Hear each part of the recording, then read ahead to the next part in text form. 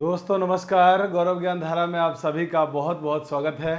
दोस्तों आज की क्लास में हम लोग पढ़ने वाले हैं त्रिभुज, और त्रिभुज का ये पार्ट 4 यानी हमारी 5वीं क्लास है। और आज की क्लास में हम लोग कुछ बहुत महत्वपूर्ण प्रमेय को पढ़ेंगे और उन बहुत महत्वपूर्ण प्रमेय पर आधारित प्रॉब्लम को भी हम लोग डिस्कस करेंगे। तो चलिए आइए स्टार्ट करते हैं आज की क्लास। और आज की क्लास में सबसे पहली जो हमारी थ्योरम है ना, वो बहुत इंपॉर्टेंट थ्योरम है और इस प्रमेय का नाम है आधारभूत अनुपातिक प्रमेय, जिसको दुनिया में थेल्स प्रमेय के नाम से भी जाना जाता है। तो इस प्रमेय का नाम है आधारभूत अनुपातिक प्रमेय या थेल्स प्रमेय। बहुत इंपॉर्टेंट प्रमेय है, इससे क्वेश्चन आने की बहुत संभावना होती है और बहुत सारे क्वेश्चन आते भी है। ये थ्योरम है क्या, पहले इसका स्टेटमेंट जानते हैं। स्टेटमेंट ये है कि किसी त्रिभुज की एक भुजा के समांतर खींची गई रेखा अन्य दो रेखाओं को जिन दो बिंदुओं पर प्रतिच्छेद करती है, वे बिंदु उन भुजाओं को समान अनुपात में विभाजित करते हैं।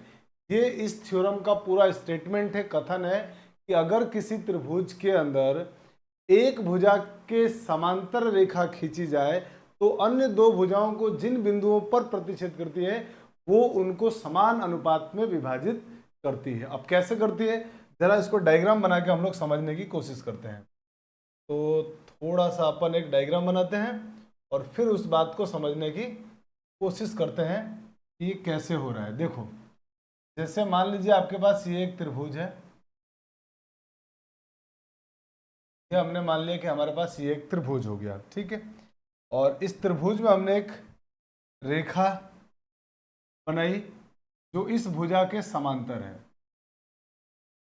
त्रिभुज की एक भुजा के समांतर है। जैसे मान लीजिए कि ये हमारे पास एक त्रिभुज है एबीसी, और इस त्रिभुज एबीसी में इस भुजा बीसी के समांतर मैंने कोई रेखा खींची और वो रेखा है हमारे पास डीई। डीई तो ये थ्योरम ये कहती है कि अगर किसी त्रिभुज के अंदर हम एक भुजा के समांतर रेखा खींचे तो ये जो समांतर रेखा खींची है ना, ये जिन दो बिंदुओं पर माने जो डी और ई पर प्रतिच्छेद करती है ना, उसमें इसका अनुपात इसके अनुपात के बराबर होता है। ये थ्योरम का स्टेटमेंट है। मतलब ये हुआ कि ये थ्योरम ये कहती है कि आपके पास AD अपॉन DB बराबर होता है AE अपॉन EC। ये थ्योरम का स्टेटमेंट है। पहली जो बात है वो ये है।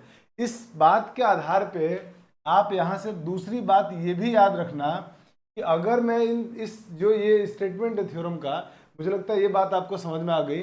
इससे आप एक बात ये भी याद रखना कि अगर मैं दोनों में एक जोड़ दूं ना, तो एक जोड़ने के बाद क्या बन जाएगा, एक जोड़ने के बाद बनेगा कि ये पूरी बड़ी भुजा AB, ये जो बड़ी भुजा है ना वो AB बटा DB, माने पूरी बड़ी भुजा का इस छोटी के साथ अनुपात, और इधर भी इस पूरी बड़ी भुजा का इसके साथ अनुपात, ये भी आपस में बराबर होगा, माने AC बटा EC।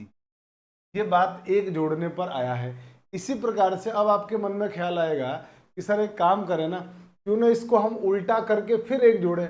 अगर उल्टा करके मेरे दोस्त एक जोड़ोगे तब क्या सिचुएशन बनेगी, तब सिचुएशन ये बनेगी, और यहाँ से तीसरी जो स्टोरी आएगी वो ये आएगी कि आंसर आएगा हमारा AB बटा, माने पूरी बड़ी भुजा का अनुपात इस छोटी से लिया था हमने, अब हम इस छोटी के साथ अनुपात ले सकते हैं, माने AB अपॉन AD बराबर होगा इसी प्रकार से इस बड़ी भुजा AC का अनुपात AE के साथ, माने AC बटा AE ये होगा।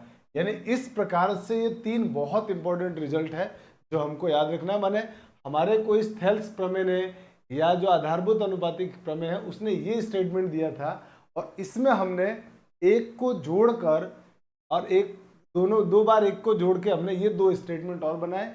ये पैरेलली आपको दो स्टेटमेंट और याद रखना है। मुझे लगता है कि आपको बात समझ में आई होगी।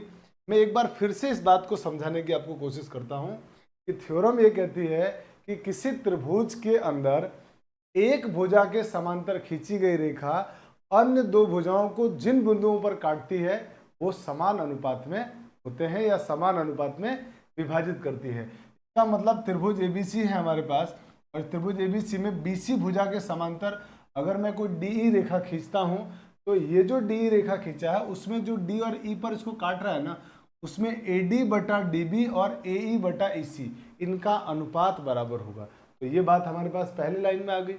इसके बाद दूसरा, मैंने इसमें एक जोड़ दिया, तो बड़ी भुजा का यानी बड़ा अनुपात AB का इस छोटे वाले के साथ अनुपात लिया, इसी प्रकार से इधर बड़ा AC का अनुपात इसी के साथ लिया, वो भी आपस में बराबर होगा। इसी तरीके से इस बड़ी भुजा का अभी जब हमने इस छोटी के साथ लिया था अनुपात, अब इस छोटी भुजा के साथ अनुपात लें कि सर AB बटा AD बराबर AC बटा AE होगा। ये बात भी आपको ध्यान रखनी है। तो पैरेलली आपको ये तीनों बातें याद रखनी है, जिसका हम लोग प्रॉब्लम करते समय, क्वेश्चन सॉल्व करते समय बहुत आराम से यूज़ करेंगे। तो ये बात आपको मुझे लगता है कि अच्छे से समझ में आ गई कि हाँ सर अब ये बात हम ध्यान रखेंगे और प्रॉब्लम में हम इसका यूज़ करेंगे। तो आप जल्दी से इसका स्क्रीनशॉट लीजिए, फिर हम लोग आगे बढ़ते हैं। चलिए तो आइए दोस्तों, अब हम कुछ प्रॉब्लम की तरफ बढ़ते हैं और कुछ क्वेश्चन को सॉल्व करने की कोशिश करते हैं। देखिए क्वेश्चन में आपके पास कहा गया है कि चित्र में त्रिभुज ABC के आधार BC के समांतर एक रेखा PQ AB को 2:1 में विभाजित करती है। यानी एक त्रिभुज है हमारे पास ABC और इस त्रिभुज ABC में इस BC आधार के समांतर रेखा हमने PQ खींचा है, जिसमें ये जो PQ है ना वो AB रेखा को 2:1 में विभाजित करता है। इसका कहने का मतलब ये हुआ कि हमारे को ये दे दिया गया कि AP बटा PB इसका मान 2:1 माने 2/1 है। यह हमको दे दिया गया। यहाँ तक की बात से समझ में आया? यहाँ सर यहाँ तक की कहानी में यही लिखा हुआ है। फिर क्वेश्चन वाला कह रहा है PQ का मान 10 सेंटीमीटर है। PQ का मान 10 सेंटीमीटर है। अब कह रहा है तो बताइए आप BC का मान क्या होगा। तो अभी हमने पढ़ा था कि अगर किसी त्रिभुज की एक भुजा के समांतर रेखा खींची जाए तो वो समांतर रेखा अन्य दो भुजाओं को जिन बिंदुओं पर काटती है वो समान अनुपात में होते हैं। तो बस हम वही अनुपात का यूज कर लेते हैं कि सर देखो AP बटा PB बराबर होगा AQ बटा QB। AQ बटा QB होगा और ये अनुपात भी बराबर होंगे, है ना। PQ बटा BC भी बराबर होंगे, क्योंकि हमको इसकी जरूरत नहीं है। हमको सिर्फ इन चीज़ों की जरूरत पड़ी है। हमको ये भुजा चाहिए। अब आप कहोगे कि सर ये भुजा का अनुपात तो आपने बताया नहीं। तो मेरे भाई अगर मैंने अनुपात ये भुजा का नहीं बताया तो ये बात तो मैंने आपको बताया है ना कि दो समरूप त्रिभुजों की संगत भुजाएं समानुपाती होती है। तो देखो ये दोनों त्रिभुज समरूप है। कौन कौन से? देखो एक तो मैं जो बिल्कुल ग्रीन वाला दिखा रहा हूँ आपको, ये वाला, एक ये, और एक त्रिभुज मैं कह रहा हूँ ये वाला, ये बड़ा वाला त्रिभुज। तो ये दोनों त्रिभुज कैसे हैं? समरूप है। कैसे? देखो ये कोण दोनों में कॉमन, अच्छा ये भुजा और ये भुजा समांतर है तो मानते हो ये दोनों कोण संगत कोण बराबर हो गए। ये दोनों कोण संगत कोण हो गए तो बराबर हो गए। तो किसी त्रिभुज की तीनों कोण बराबर आ गए तो हमने कल पढ़ा था कोण कोण कोण समरूपता नियम, उससे दोनों त्रिभुज कैसे हो गए? समरूप हो गए। हम इस बात को ऐसे भी प्रूफ कर सकते हैं कि यहाँ पे त्रिभुज APQ समरूप होगा त्रिभुज ABC के, और अगर ये समरूप त्रिभुज है तो संगत भुजाएं समानुपाती होगी, माने AP बटा AP, हम बड़ी भुजा ले रहे हैं ना, AP बटा PB। अगर हम बड़ा ले काम करते हैं ना अपन, ये बड़ी भुजा पूरी लेते हैं, ये पूरी बड़ी भुजा, क्योंकि इस त्रिभुज में ये बड़ी भुजा हमारे काम में आने वाली है। ठीक है, तो हम यहाँ से लेते हैं पूरा AB अपॉन AP ले लेते हैं। ठीक है, तो यहाँ से आ जाएगा AB अपॉन AP। अब आप कहोगे सर ये AB अपॉन AP क्यों ले रहे हो? क्योंकि मुझे है ना इस त्रिभुज और इस बड़े वाले त्रिभुज की भुजाओं में इंटरेस्ट है सिर्फ। तो मैं एक तो बड़ी भुजा इस त्रिभुज का लिया और एक छोटी भुजा इस त्रिभुज का लिया, मैंने AB बटा PB लिया मैंने। अगर मैंने बड़ी भुजा ली है ऊपर तो बड़ी त्रिभुज इस वाली भुजा को भी मुझे ऊपर लेना पड़ेगा, वो हो जाएगी BC। और PQ मुझे मालूम है इसलिए मैं PQ को ले रहा हूँ यहाँ पे ये चीज़। अब बस इसको सॉल्व कर लेते हैं। तो अब आप मुझे बताइए AB कितना होगा। तो आप कहेंगे सर इन दोनों का जो अनुपात है ना वो 2:1 का है। तो आप बताइए पूरा AB कितना होगा। तो 2 और 1 3, AB हो गया सर 3, और AP कितना होगा? AP सर 2 दिया हुआ है, हमने 2 मान लिया। अब BC कितना होगा? पता नहीं सर, BC तो निकालना है, और पी क्यू कितना दिया हुआ है, आपको सर पी क्यू का मान दिया हुआ है 10 सेंटीमीटर, 10 सेंटीमीटर दिया हुआ है। तो अब आराम से अपन बीसी निकाल सकते हैं ना, क्रॉस मल्टीप्लाई कर दो, बीसी निकालोगे तो 3/2 इंटू 10 बराबर बीसी, इससे सॉल्व करने पर आपका बीसी आ जाएगा 15 सेंटीमीटर। यही हमारे क्वेश्चन का आंसर है। 2 से कट गया ये,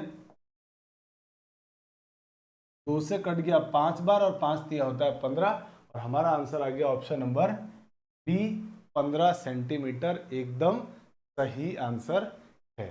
तो उम्मीद है आपको समझ में आ गई होगी। जल्दी से आप इसका स्क्रीनशॉट ले लीजिए। चलिए अब आइए दोस्तों, हम बढ़ते हैं आगे क्वेश्चन नंबर सेकंड की तरफ। और क्वेश्चन नंबर सेकंड में क्या कह रहा है उसको भी पढ़ते हैं। कह रहा है त्रिभुज एबीसी में भुजा डीई, ये समांतर का चिन्ह है, इस चिन्ह का नाम क्या होता है, समांतर होना। तो त्रिभुज एबीसी में भुजा डीई बीसी के समांतर है तथा एडी बटा डीबी 3/5 है। एडी बटा डीबी दिया हुआ है 3/5, लिख लेते हैं कि एडी बटा डीबी दिया हुआ है 3/5। ठीक है सर, आगे चलते हैं। एसी, एसी का मतलब ये पूरी बड़ी भुजा दे रखी है आपको, पूरी बड़ी भुजा दे रखी है 5.6, इसका मतलब एसी मिल गया मेरे को 5.6।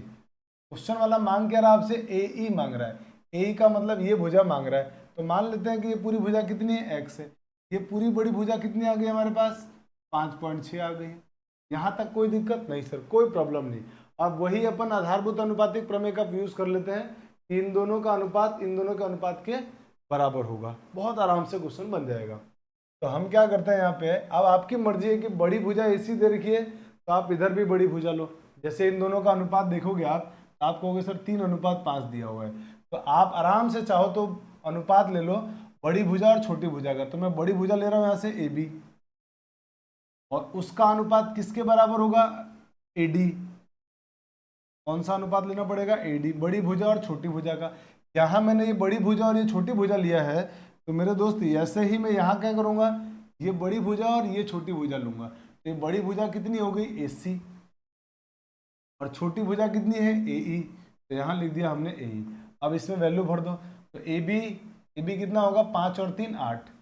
ए डी कितना होगा, अनुपात है ना इसलिए अनुपात में आराम से जोड़ सकते हैं, कोई दिक्कत नहीं है, क्योंकि समान राशियों का अनुपात निकालेंगे जो कॉमन चीज़ें होंगी वो कट जाएगी, इसीलिए हम आराम से ऐसा ऐड कर सकते हैं इनको। 8 और ए डी कितना है हमारे पास 3। इसी तरीके से ए सी कितना है 5.6 और ए ई कितना है, तो सर आपको ए ई ज्ञात करना है। तो ए ई ज्ञात करना है तो ए ई को इधर भेजता हूँ और 8/3 को इधर भेज देता हूँ मैं। यहाँ से ए ई हो जाएगा 5.6 गुणा 3/8। अब इसको काटो 8 से, जब आप काटेंगे 8 से तो 8 है कमांड, 8 7 56, 0.7 आएगा, और 0.7 का 3 से गुणा, 7 या 21, और एक संख्या के बाद पॉइंट, 2.1 सेंटीमीटर आपका सही आंसर है। Option number B is your correct answer. मुझे लगता है कि ये क्वेश्चन भी बहुत आराम से समझ में आ गया। बहुत बेसिक बेसिक बातें हैं, थ्योरम्स पढ़िए, उन थ्योरम का यूज करने के लिए उन पर बेस्ड क्वेश्चंस करिए, लगातार प्रैक्टिस करिए, कोई दिक्कत नहीं आने वाली है। ठीक है, तो आप इसका भी स्क्रीनशॉट लीजिए, फिर हम लोग आगे चलते हैं। अब आइए दोस्तों, हम आगे बढ़ते हैं अगले क्वेश्चन में। अगला क्वेश्चन हमारा जो थर्ड वाला है उसको सॉल्व करते हैं। कह रहा है कि चित्र में एल एम समांतर है बीसी के, एल एम समांतर है बीसी के, ए बी के, सॉरी माफ कीजिए यहाँ ए बी लिखा हुआ है, एल एम समांतर है ए बी के। ठीक है, यदि ए एल का मान x-3, ए एल कहाँ गया, ये इस ए एल का मान दिया हुआ है x-3। ठीक है, ए सी का मान 2x, ए सी कहाँ है, ये पूरा ए सी है, ये पूरा ए सी कितना दिया हुआ हमारे को, 2x दिया हुआ है। ठीक है, आगे कहते हैं बी एम का मान x-2, बी एम ये रहा, ये x-2 है। ठीक है, आगे चलते हैं, BC का मान 2x+3, BC का मतलब ये पूरा कितना दिया हुआ है, 2x+3 ये दिया हुआ है। तो कह रहा है x का मान ज्ञात कीजिए कि x का मान क्या होगा, ये आपसे पूछा जा रहा है। तो अब तो आप कहोगे सर बहुत सिंपल है, अभी आपने बताया था कि अगर किसी त्रिभुज के अंदर एक भुजा के समांतर खींची गई रेखा अन्य दो भुजाओं को जिन बिंदुओं पर प्रतिच्छेद करती है उनका अनुपात बराबर होता है, और उस अनुपात से 3 अनुपात हमने लाया था, और उस 3 अनुपात में हम तीसरे अनुपात का यूज कर रहे हैं कि बड़ी भुजा का अनुपात इस छोटी भुजा के अनुपात के और इस बड़ी भुजा का और इसका अनुपात आपस में बराबर होगा। क्यों? क्योंकि हमने पढ़ा था ये। और यही क्यों ले रहे हैं? क्योंकि इनके मान मालूम है हमारे को, इसीलिए हम इसका यूज कर रहे हैं। इसका मतलब हम किसका यूज करने वाले हैं? कौन से अनुपात का? हम अनुपात का यूज करने वाले हैं पूरा बड़ा AC, बड़ा अनुपात AC बटा AL।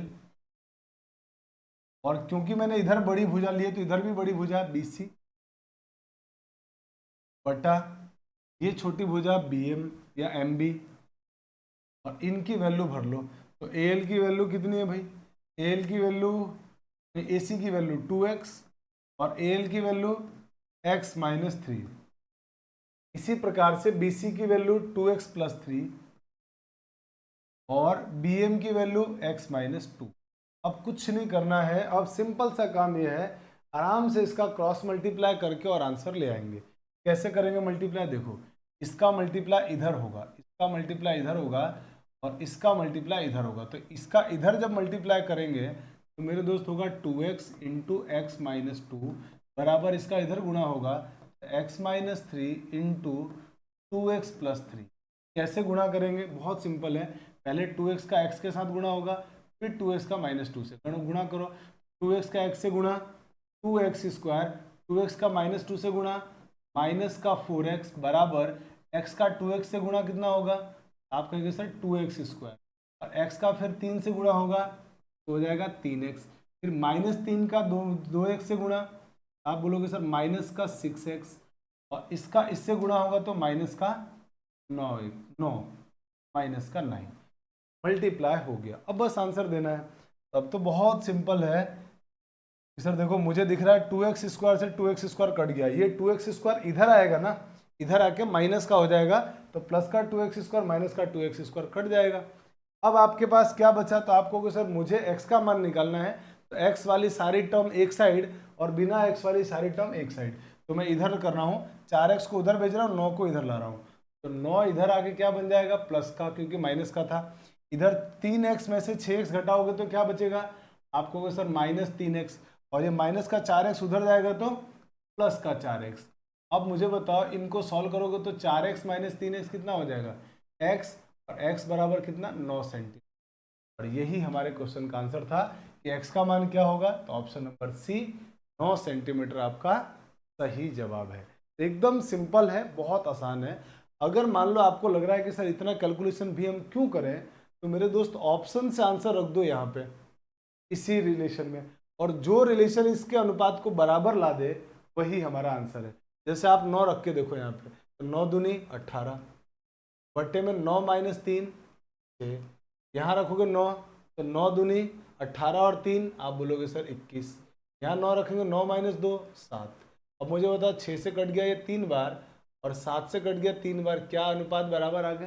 हाँ सर 3 और 3 बराबर आ गए, इसका मतलब वही आपका आंसर है।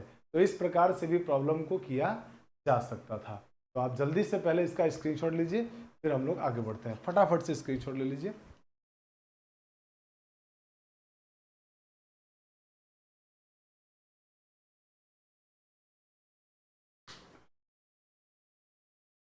चलिए अब हम बढ़ते हैं आगे। आगे दोस्तों हम लोग कुछ बहुत अच्छी प्रमेय को और जानते हैं समरूप त्रिभुजों पर आधारित, और उसके बाद हम लोग प्रॉब्लम को सॉल्व करेंगे। तो आइए करते हैं क्वेश्चन हम लोग। तो हमारे पास नहीं, एक और क्वेश्चन है, फोर्थ क्वेश्चन एक और है, उसको भी पहले कर ही लेते हैं। आइए, क्वेश्चन नंबर 4 में लिखा हुआ है कि त्रिभुज ABC में, ये क्वेश्चन मैं आपको होमवर्क में दे रहा हूँ, ठीक है, आराम से आपको से बनेगा। जैसा हमने पहले 3 क्वेश्चन किए ना, उसी पर आधारित है। आप इन क्वेश्चन को सॉल्व करिए और सॉल्व करके मुझे इसका आंसर कमेंट करके जरूर बताना, मैं इसको नेक्स्ट क्लास में सॉल्व करा दूंगा, है ना। तो स्क्रीनशॉट ले लीजिए आप इसका। चलिए अब आते हैं हम लोग कुछ और इम्पोर्टेंट थ्योरम की तरफ, उस इम्पोर्टेंट थ्योरम को जानते हैं और उसके बाद हम लोग आगे बढ़ते हैं। तो दोस्तों हमारे पास जो इम्पोर्टेंट थ्योरम है वो ये है कि थ्योरम ये कह रहा है कि दो समरूप त्रिभुजों के क्षेत्रफलों का अनुपात उनकी कोई भी दो संगत भुजाओं के वर्गों के अनुपात के बराबर होता है। दो त्रिभुज अगर समरूप है तो उनके क्षेत्रफलों का अनुपात उनकी संगत भुजाओं के वर्गों के अनुपात के बराबर होता है। ये थ्योरम कहना चाहती है। कैसे सर, जरा ये बताइए। देखिए मान लीजिए हमारे पास एक त्रिभुज ये है, एक त्रिभुज ये है हमारे, ये हमारे पास दो त्रिभुज है और ये दोनों त्रिभुज हम मान के चलते हैं कि समरूप है। जैसे मैंने कहा कि ये त्रिभुज है ए बी सी और ये त्रिभुज का नाम लिख दिया हमने डी ई एफ। मान लेते हैं कि दोनों त्रिभुज समरूप है, इसका मतलब हमने मान लिया कि त्रिभुज ए बी सी समरूप है त्रिभुज डी ई एफ के। अगर ये समरूप है तो यहाँ से मेरे दोस्त हमारे को एक बहुत काम की बात ये निकल के आती है कि दो त्रिभुज अगर समरूप है तो त्रिभुज ए बी सी का क्षेत्रफल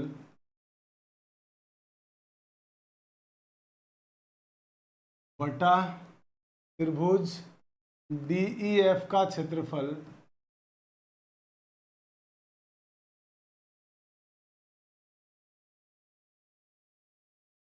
दो समरूप त्रिभुजों के क्षेत्रफलों का अनुपात उनकी संगत भुजाओं के वर्गों के अनुपात के बराबर है। इसका मतलब ये हुआ कि ए बी का स्क्वायर बटा डी ई का स्क्वायर ये बराबर होगा, साथ में बी सी का और ई एफ का, तो यहाँ से बन जाएगा बी सी स्क्वायर बटा ई एफ स्क्वायर। इसी प्रकार से ए सी का स्क्वायर बटा डी एफ का स्क्वायर ये आपस में बराबर होंगे। ये बात आपको ध्यान रखनी है कि दो त्रिभुज अगर समरूप त्रिभुज है तो उनके क्षेत्रफलों का अनुपात उनकी संगत भुजाओं के वर्गों के अनुपात के बराबर होता है। ये थ्योरम का स्टेटमेंट है, ठीक है। तो ये बात आपको याद रखनी है कि ये समरूप त्रिभुज है तो संगत भुजाओं के वर्गों का अनुपात बराबर होगा। इसके अलावा भी क्षेत्रफल पर आधारित कुछ और बातें हैं, उसको हम लोग अगली स्लाइड में जानते हैं। तो पहले आप इसका स्क्रीनशॉट ले लीजिए। चलिए अब हम आते हैं कुछ अगले के अंदर हम लोग कुछ और बातों को जानते हैं। कह रहा है कि दो समरूप त्रिभुजों के क्षेत्रफलों का अनुपात उनकी संगत ऊंचाइयों के वर्गों के अनुपात के बराबर होता है। कहने का मतलब यह है कि अगर हम दो त्रिभुज बना रहे हैं, मान लीजिए एक त्रिभुज ये हो गया और एक त्रिभुज मान लीजिए ये हो गया, ठीक है। ये मान लीजिए हमारे पास दो त्रिभुज है, मान लेते हैं त्रिभुज का नाम A B C D E, ये मान लीजिए हमारे पास दो त्रिभुज है। अब ऊंचाइयों का क्या मतलब हुआ? तो मेरे भाई ऊंचाई का मतलब ये हुआ है कि किसी शीर्ष से सामने की भुजा की लंबवत रेखा को ऊंचाई बोलते हैं। जैसे मान लो मैं इस शीर्ष से सामने की भुजा पर ये लंब डाल दूं, ठीक है। इसी तरीके से इस शीर्ष से सामने की भुजा पर ये लंब डाल दिया और इनका मैं नाम लिख देता हूं, मान लो ए एल, और इसको बोल देता हूं मैं एम। लंब डालने का मतलब यहाँ 90 डिग्री का कोण है, यहाँ भी 90 डिग्री का कोण बन रहा है। तो अगर ऐसा हो रहा है तो इस पूरी कहानी का मतलब यह है कि अगर ये दोनों त्रिभुज समरूप है, माने त्रिभुज ए बी सी समरूप है त्रिभुज डी ई एफ के, अगर ये दोनों त्रिभुज समरूप है तो ये थ्योरम ये कहती है कि त्रिभुज ए बी सी का क्षेत्रफल बटा त्रिभुज डी ई एफ का क्षेत्रफल उनकी संगत ऊंचाइयों के वर्गों के अनुपात के बराबर होता है। तो समरूप त्रिभुजों के क्षेत्रफल का अनुपात संगत ऊंचाइयां ए एल और डी एम है, तो ए एल का स्क्वायर बटा डी एम का स्क्वायर के अनुपात के बराबर होगा। ये बात आपको ध्यान रखनी पड़ेगी, ये बात आपको याद रखना पड़ेगा। ये थ्योरम कहना चाहती है और मुझे लगता है कि आपको ये बात भी अच्छे से समझ में आया। यहाँ सर दो त्रिभुज अगर समरूप है तो उनकी ऊंचाई क्षेत्रफलों का अनुपात उनकी संगत ऊंचाइयों के वर्गों के अनुपात के बराबर होगा। जल्दी से आप इसका भी स्क्रीनशॉट ले लीजिए। चलिए अब बढ़ते हैं दोस्तों हम लोग आगे। सेकंड बात हमारे पास जो ये है ना, वो क्वेश्चन में क्या कहा गया है कि दो समरूप त्रिभुजों के क्षेत्रफलों का अनुपात इनकी संगत माध्यिकाओं के वर्गों के अनुपात के बराबर होता है। अब आप कहोगे सर इसमें एक नाम आ रहा है ये माध्यिका, ये क्या होता है? तो मेरे दोस्त माध्यिका की परिभाषा ये है कि किसी त्रिभुज के शीर्ष से सम्मुख भुजा के मध्य बिंदु को मिलाने वाली रेखा माध्यिका कहलाती है। सर क्या मतलब हुआ, ये समझ में नहीं है, जरा बताइए। तो देखो जैसे मान लो कि हमारे पास ये कोई त्रिभुज है, ठीक है। ये मान लिया कि हमारे पास कोई त्रिभुज है और इस त्रिभुज के अंदर मैं एक काम करता हूं, मान लेते हैं कि ये त्रिभुज का नाम है ABC। तो मेरे दोस्त माध्यिका का मतलब ये होता है किसी भी त्रिभुज की किसी शीर्ष से सामने की भुजा के मध्य बिंदु को मिलाने वाली रेखा। जैसे मान लो इस BC के मध्य बिंदु मान लो D है, इसका मध्य बिंदु मान लो हमारे पास E है और इसका मध्य बिंदु मान लो हमारे पास F है। तो हमारे पास जो माध्यिका आएगी ना, वो माध्यिका क्या आएगी, वो माध्यिका ये आएगी शीर्ष से सामने की भुजा के मध्य बिंदु को मिलाने वाली रेखा, ये माध्यिका होगी। इसी प्रकार से शीर्ष से सामने की भुजा के मध्य बिंदु को मिलाने वाली रेखा माध्यिका होगी। तो थोड़ा अपन और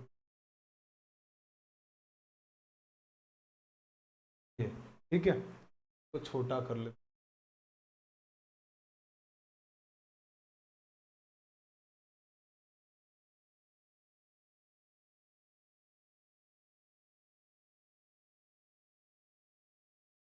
ये हमारी माध्यिका है, ठीक है। इसी प्रकार से हम अगली माध्यिका खींच सकते हैं। अगली माध्यिका यहां से खींच लेते हैं। शीर्ष से सामने की भुजा के मध्य बिंदु को मिलाने वाली रेखा माध्यिका होती है। तो ये जो हमारे पास आई है ना, AD, BE और CF, ये सारी माध्यिकाएं कहलाती है। और ये क्या है, मध्य बिंदु। ये क्या है इसका मध्य बिंदु, मिड पॉइंट है ना। तो मध्य बिंदु को मिलाने वाली रेखा माध्यिका कहलाती है।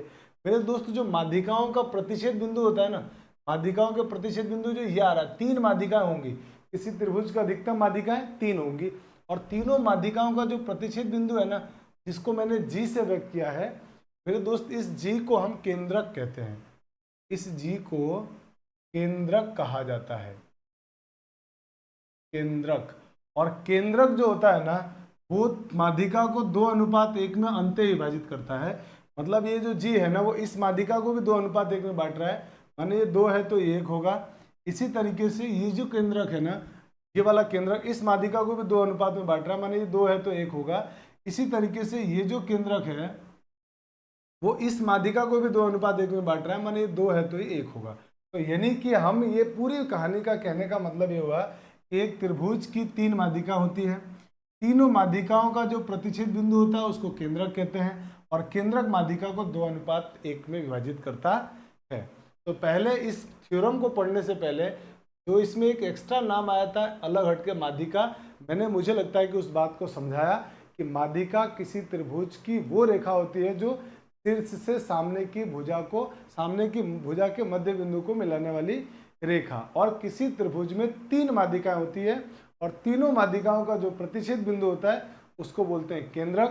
केंद्रक माध्यिका को 2:1 में अंतः विभाजित करता है। ये सारी इंपॉर्टेंट बातें आपको समझ में आई। यहाँ सर ये बात समझ में आ गई। अब थ्योरम पे आते हैं।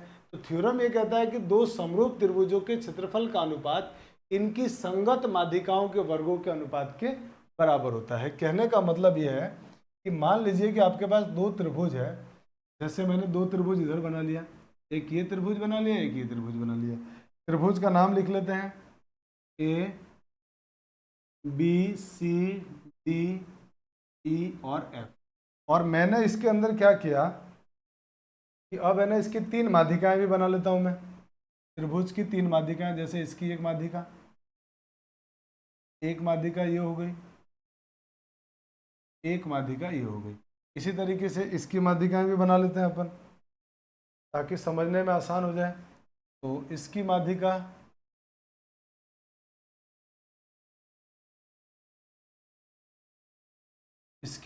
भी बना ली हमने, एक ये और ये। अब इन माध्यिकाओं का जरा नाम लिख लेते हैं। तो हम मान लेते हैं इसको ALMN, इसको नाम देते हैं PQR। ये हमारे पास 2 त्रिभुज और दोनों त्रिभुज समरूप है। ये हम मान के चल रहे हैं कि दोनों त्रिभुज समरूप है। अगर मेरे दोस्त ये दोनों त्रिभुज समरूप है ना, तो पूरी कहानी का मतलब यह है कि इन त्रिभुजों के क्षेत्रफलों का अनुपात, यानी त्रिभुज ABC का क्षेत्रफल बटा त्रिभुज DEF का क्षेत्रफल का अनुपात बराबर होगा माध्यिकाओं के वर्ग के अनुपात के बराबर। तो पहले वाले की माध्यिका एल का स्क्वायर बटा इसकी संगत माध्यिका कौन सी होगी, डीपी, तो डीपी का स्क्वायर बराबर यहां से बीएम का स्क्वायर बटे में यहां से EQ जिसकी संगत माध्यिका है EQ का स्क्वायर। इसी प्रकार से यहाँ पे CN या NC का स्क्वायर बटा यहाँ से RF का स्क्वायर या FR का स्क्वायर। तो ये हमारे पास ये थ्योरम थी और थ्योरम के बिहाफ पे हमने जो इससे रिलेटेड सारी बातें थी ना, सब बातों को बहुत आराम से समझ लिया और मुझे उम्मीद हो कि आपके बात समझ में आई होगी। तो जल्दी से आप इसका स्क्रीनशॉट लीजिए, फिर हम लोग आगे बढ़ते हैं। चलिए अब आइए दोस्तों हम आगे बढ़ते हैं। अगला कॉन्सेप्ट क्या है उसको पढ़ते हैं और उसके बाद हम लोग क्वेश्चन की दुनिया में आएंगे, क्वेश्चन थोड़े से समझेंगे। तो समरूप त्रिभुजों के अब क्षेत्रफल की जगह क्या आ गया, परिमाप। परिमाप का अनुपात उनके संगत भुजाओं के अनुपात के बराबर होता है, ये बात भी हम याद रखेंगे। कहने का मतलब ये है कि दो त्रिभुज अगर हमारे पास है और वो दोनों त्रिभुज समरूप है, जैसे मान लीजिए एक त्रिभुज ये है, एक त्रिभुज ये है मेरे पास, इन त्रिभुजों का नाम लिख दिया हमने A B C D E और एफ। ये हमारे पास मान लिया कि दो त्रिभुज है और ये दोनों त्रिभुज कैसे हैं, समरूप है। कहने का मतलब ये है कि त्रिभुज ए बी सी समरूप है त्रिभुज डी ई एफ के। तो ये थ्योरम ये कहती है कि त्रिभुज ए बी सी का परिमाप, ए बी सी का परिमाप बटा त्रिभुज डी ई एफ का परिमाप समरूप त्रिभुजों के परिमाप का अनुपात संगत भुजाओं के अनुपात के बराबर होता है। मान लिया ए बी के संगत भुजा हम मान लेते हैं कौन सी है, डीई, तो डीई के बराबर, या मान लिया BC लेते हैं हम लोग, तो BC के संगत भुजा EF, और इसके साथ ही AC अगर लेते हैं हम लोग तो AC बटा DF। ये अनुपात हमारे पास बराबर होंगे। ये लाइन हमको याद रखनी चाहिए ताकि क्वेश्चन करते समय हमारे को दिक्कत बिल्कुल भी ना आए। संगत भुजाएं कैसे लेते हैं, संगत कोण कैसे लेते हैं, वो सारी बातें मैंने आपको पिछली क्लास में सिखा दिया था कि संगत भुजा और संगत कोण का क्या मतलब होता है। तो मुझे लगता है एकदम बेसिक कॉन्सेप्ट आपको समझ में आ रहा होगा और बहुत अच्छी तरीके से आता होगा।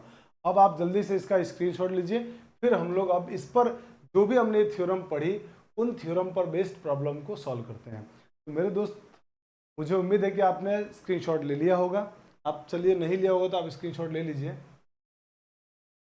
चलिए अब मुझे लगता है आपने स्क्रीनशॉट ले लिया होगा। हमने जो थ्योरम पढ़ी सारे थ्योरम एक एक करके मैं आपको रिवाइज कराता हूँ। देखिए, जो हमने आज की क्लास में थ्योरम पढ़ी, सबसे पहली थ्योरम पढ़ी थी आधारभूत अनुपातिक प्रमेय, कि अगर किसी त्रिभुज की एक भुजा के समांतर रेखा खींची जाए तो वो समांतर रेखा अन्य दो भुजाओं को जिन बिंदुओं पर प्रतिच्छेद करेगी वो उन भुजाओं को समान अनुपात में विभाजित करती है। ये बात हमने पढ़ा था। सेकंड हमने आज थ्योरम पढ़ी, वही थ्योरम ये थी कि किसी दो समरूप त्रिभुजों के क्षेत्रफल का अनुपात उनकी संगत भुजाओं के वर्गों के अनुपात के बराबर होता है। अगली थ्योरम हमने पढ़ी कि अगर किसी दो त्रिभुज समरूप है तो दो समरूप त्रिभुजों में उनके क्षेत्रफलों का अनुपात उनकी संगत ऊंचाइयों के वर्ग के अनुपात के बराबर होता है। फिर हमने पढ़ा कि दो त्रिभुज अगर समरूप है तो उनकी माध्यिकाओं के वर्गों का अनुपात उनके क्षेत्रफल के अनुपात के बराबर होता है। और माध्यिकाएं क्या होती है, माध्यिका त्रिभुज के शीर्ष से सामने की भुजा के मध्य बिंदु को मिलाने वाली रेखा को माध्यिका कहते हैं। माध्यिका तीन होती है एक त्रिभुज में, तीनों माध्यिकाओं का जो प्रतिच्छेद बिंदु होता है उसको केंद्रक कहते हैं। केंद्रक माध्यिका को 2:1 में अंत विभाजित करता है। इस पर बहुत बार क्वेश्चन आ चुका है एग्जाम में, तो इसे भी आप ध्यान रखेंगे। इसके बाद हमने पढ़ा कि दो समरूप त्रिभुजों के परिमाप का अनुपात, दो समरूप त्रिभुजों के परिमाप का अनुपात उनकी संगत भुजाओं के अनुपात के बराबर होता है, वर्गों के अनुपात के बराबर नहीं, भुजाओं के अनुपात के बराबर होता है। वर्ग सिर्फ क्षेत्रफल में आएगा। मुझे लगता है कि सारी थ्योरम आपको समझ में अब आ चुकी है। अब हम लोग प्रॉब्लम की दुनिया में पढ़ते हैं आगे और क्वेश्चन को सॉल्व करते हैं। आइए, हमारे सामने जो पहला क्वेश्चन है वो दोस्तों ये रहा कि दो समरूप त्रिभुजों का क्षेत्रफल क्रमशः 36 वर्ग सेंटीमीटर तथा 81 वर्ग सेंटीमीटर है, तो दोनों के भुजाओं का अनुपात क्या होगा। आप मुझे बताइए, त्रिभुज मान लिया, दो त्रिभुज है ABC, तो त्रिभुज ABC का क्षेत्रफल बटा त्रिभुज DEF का क्षेत्रफल, दो त्रिभुज मान लिया हमारे पास ये है, इनका अनुपात किसके बराबर होता है, तो इनकी संगत भुजाओं के अनुपात के बराबर होता है AB² बटा DE, इनके अनुपात के बराबर होगा। और इसका मान आपको दिया गया है क्वेश्चन में, सर ये तो है 36 और ये है 81, तो मेरे भाई यहाँ से ये मान किसके बराबर हो गया, AB बटा DE, और आप चाहो तो क्या मैं इसको होल स्क्वायर लिख सकता हूँ, आप कहोगे हाँ सर आराम से लिख सकते हैं, और होल स्क्वायर हटाएंगे तो इधर आ जाएगा अंडर रूट, और अंडर रूट आते ही ये बन जाएगा अंडर रूट में 36 बटा 81 बराबर AB बटा DE। अब इसको फिर सॉल्व करते हैं, 36 का वर्गमूल 6, 81 का वर्गमूल 9 बराबर AB बटा DE। अब ये अगर अनुपात निकालना है तो अगर कट रहे हैं तो और काटो, तो आप कहोगे सर 3 3 9 और 3 दूनी 6, मेरे भाई यहाँ से अनुपात आ गया आपके पास AB अनुपात DE बराबर हो गया 2:3। आपका आंसर आ गया 2:3, और यही हमारे प्रॉब्लम का सही आंसर था, और आंसर हो गया ऑप्शन नंबर डी। बेहद आसानी से हमने इस क्वेश्चन को बना लिया। जल्दी से आप इसका भी स्क्रीनशॉट लीजिए, फिर हम लोग आगे बढ़ते हैं। चलिए अब आते हैं हम लोग सेकंड क्वेश्चन में। दोस्तों सेकंड क्वेश्चन में क्या कह रहा है उसको जरा पढ़ते हैं। क्वेश्चन वाला कह रहा है कि दो समरूप त्रिभुजों के क्षेत्रफल क्रमशः 24 वर्ग सेंटीमीटर और 96 वर्ग सेंटीमीटर है, और छोटे त्रिभुज की ऊंचाई दे रखी है आपको 4.2, तो बड़े त्रिभुज की ऊंचाई क्या होगी। तो मेरे दोस्त मुझे बताओ, जिसका क्षेत्रफल छोटा है वो त्रिभुज छोटा होगा, तो पहले इस वाले त्रिभुज का क्षेत्रफल मान लिया 24 और दूसरे वाले का क्षेत्रफल 96, ये इनके क्षेत्रफल का अनुपात मैंने लिख दिया डायरेक्ट, और इनके छोटे त्रिभुज की संगत ऊंचाई कितनी है 4.2, तो क्या मुझे यहाँ 4.2 लिखना चाहिए, बिल्कुल सर, और ये वर्ग लिखना चाहिए, क्यों, क्योंकि समरूप त्रिभुजों के अंदर क्षेत्रफल का अनुपात उनकी संगत ऊंचाइयों के वर्ग के अनुपात के बराबर होता है। और दूसरे वाले त्रिभुज की ऊंचाई मालूम नहीं है, मान लो h है, h² लगा दिया। अब इसको सॉल्व करना है, तो आप कहोगे सर दोनों स्क्वायर ये हटेगा, इधर अंडर रूट आ जाएगा, तो पहले तो सर एक काम करो, ये कट रहा है तो काट दो, तो 24 से कम 24, 24 चौके 96, और स्क्वायर हटाऊंगा तो इधर अंडर रूट आ जाएगा, तो यहाँ से आंसर हो जाएगा 1/4 का वर्गमूल बराबर 4.2 बटा h। अब ऐसा करते ही मेरे दोस्त यहाँ 1 का वर्गमूल 1, 4 का वर्गमूल 2 बराबर 4.2 बटा h। अब इसको सॉल्व करते हैं क्रॉस मल्टीप्लाई, h का 1 से गुणा कितना हो जाएगा h बराबर 2 का 4.2 से गुणा होगा तो 8.4 सेंटीमीटर हमारा आंसर आएगा, और यही हमारे इस प्रॉब्लम का आंसर। बहुत आराम से हमने इस क्वेश्चन को बना लिया, और इसका आंसर हो गया option number C. I hope कि आपको समझ में आया होगा। यहाँ से तो बहुत आसान है, बहुत मुश्किल बिल्कुल नहीं है, तो जल्दी से इसका भी स्क्रीनशॉट ले लीजिए आप।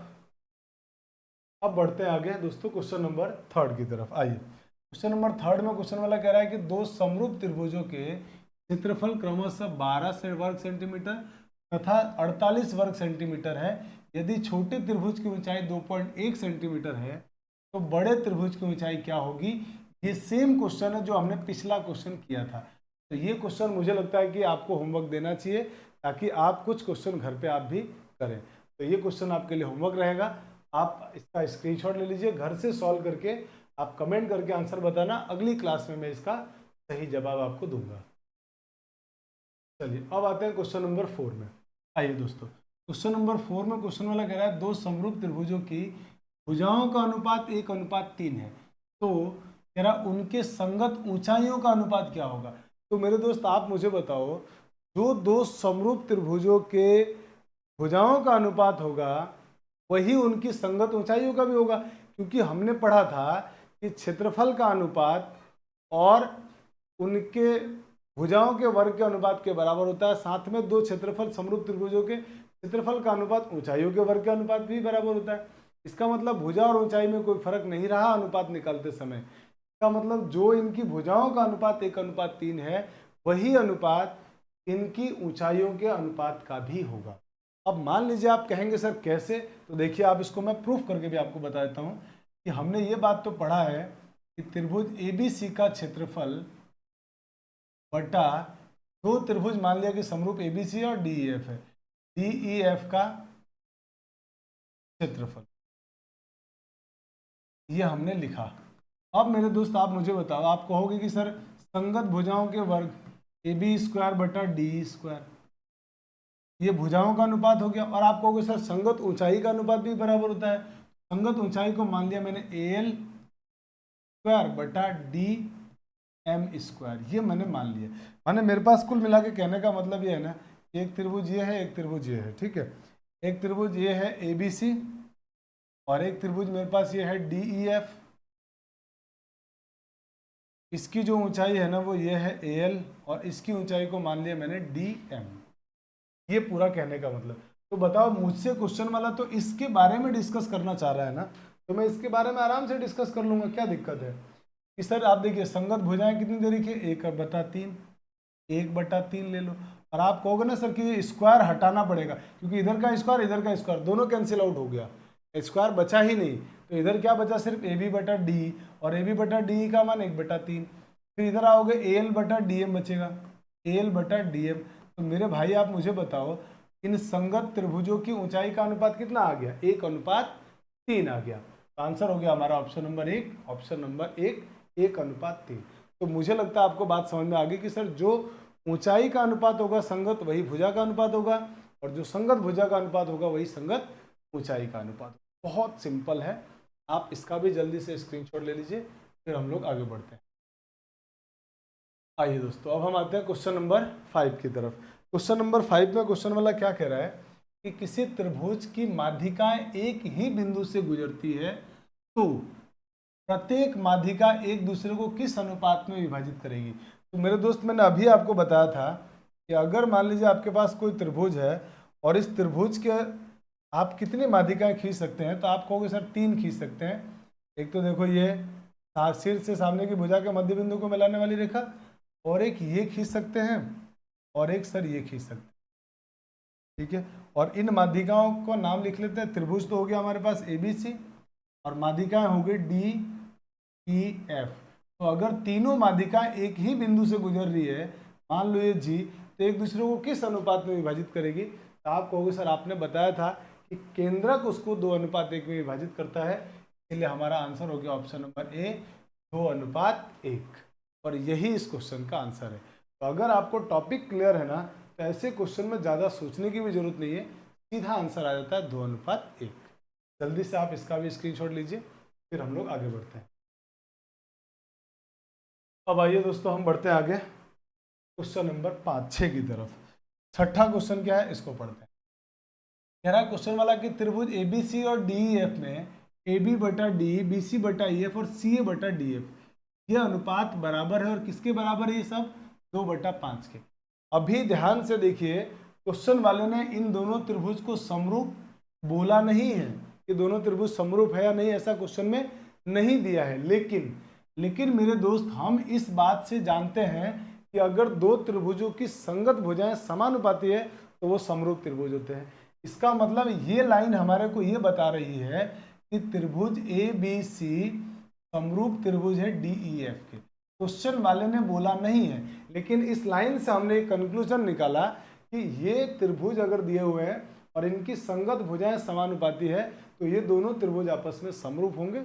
यह हमने एजम्पशन लगा लिया, यह हमने कंक्लूजन निकाल लिया। अब क्वेश्चन वाला कह रहा है तो उनके क्षेत्रफलों का अनुपात क्या होगा। तो आप कहोगे सर क्षेत्रफलों का अनुपात तो बहुत आसान है, संगत भुजाओं के वर्गों के अनुपात के बराबर होगा। तो संगत भुजाएं क्या है, 2:5, तो इनका वर्ग करोगे तो कितना आएगा, तो आप कहोगे सर 4:5, 25, 2 का स्क्वायर 4, 5 का स्क्वायर 25, तो आंसर हो गया सर 4:25। इतना सिंपल है, बिल्कुल टाइम नहीं लगेगा, विदाउट पेन पेपर आप क्वेश्चन कर लेंगे एकदम आसानी के साथ। तो ये आपका आंसर हो गया 4:25। जल्दी से आप इसका भी स्क्रीनशॉट लीजिए। आइए दोस्तों बढ़ते हैं आगे क्वेश्चन नंबर 7 की तरफ। क्वेश्चन नंबर 7 में क्या कह रहा है तो जरा समझते हैं। कह रहा है दो समरूप त्रिभुजों ABC और PQR के परिमाप क्रमशः 36 और 24 सेंटीमीटर है। इसका कहने का मतलब ये हुआ कि त्रिभुज ABC का परिमाप बटा त्रिभुज PQR का परिमाप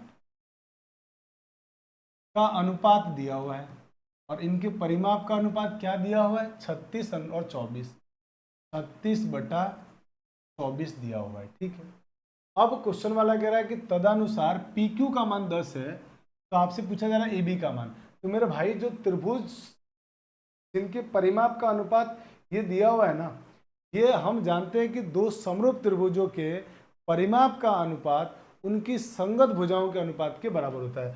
तो ये जो परिमाप का अनुपात है, इनकी संगत भुजाएं AB और PQ के अनुपात के बराबर होगा। तो हम इस रिजल्ट से हमारा आंसर ले आएंगे कि सर हमको इसमें PQ मालूम है 10, मेरे भाई यहाँ PQ का मान 10 लिख देते हैं। तो ये 36 तो पहले कट रहा है तो काट दो, आप कहोगे सर 12 दूनी 24 और 12 तिया 36, इधर से आ गया 3/2। AB हमारे को मालूम नहीं है, याद करना है PQ का मान दिया हुआ है 10, ये 10 का इधर क्रॉस मल्टीप्लाई कर लेते हैं, तो AB का मान हो जाएगा 3/2 इंटू 10, और मेरे भाई 2 से 10 कट गया 5 बार, और 5 तिया 15, 15 सेंटीमीटर हमारे इस प्रश्न का आंसर हो गया। आपका आंसर हो गया ऑप्शन नंबर बी, 15 सेंटी। बहुत आराम से क्वेश्चन बन गया, बहुत आसानी से। जल्दी से आप इसका स्क्रीनशॉट ले लीजिए।